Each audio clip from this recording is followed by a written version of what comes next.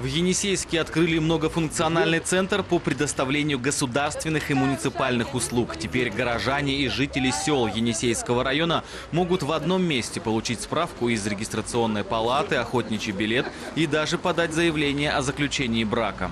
Но на сегодняшний день, значит, наши специалисты готовы предоставить 82 услуги, как государственные, так и муниципальные. Это услуги Росреестра и кадастра, услуги, значит, Управления Федеральной миграционной службы, социальной политики, Министерства социальной политики края, Охотнадзора, ЗАГСа.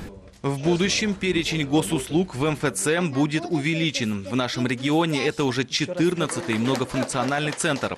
До конца года будут открыты еще 6. Среди регионов России подобной практикой, когда разные государственные услуги можно получить у одного специалиста, с Красноярским краем может сравниться только Ростовская область.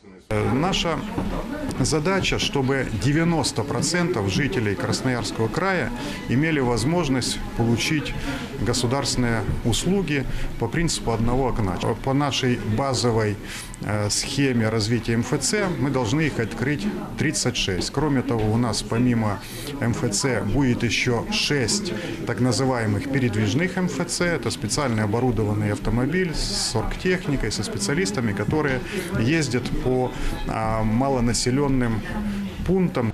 Енисейский многофункциональный центр открыли по адресу Ленина, 89. Многие горожане наверняка помнят, какой неприглядный вид был у здания напротив 3-й школы.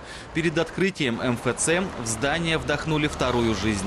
Открываем МФЦ, мы двух зайцев, как говорится, достигли. То, что одно МФЦ, второе, что здание в центре города, скажем так, при помощи краевого бюджета мы смогли затянуть эти деньги для того, чтобы отремонтировать это здание. Здесь оно сегодня уже украшает, может быть, громко сказано, но хотя бы не портит вид сегодня города Енисейска, центральной улицы. Многофункциональный центр будет работать без перерыва. Кроме будних дней, посетителей ждут и в субботу. Перед сотрудниками поставлена задача максимально качественно и вежливо обслуживать клиентов. Каждому посетителю должны предложить анкету, где он может оценить работу сотрудника МФЦ. При возникновении проблемы можно напрямую позвонить краевому министру экономики и регионального развития. Кстати, все копии документов, необходимых для оформления той или иной справки, в многофункциональном центре делают бесплатно. Александр Сафонов, Сергей Бурмакин, Енисей Информ ТВ.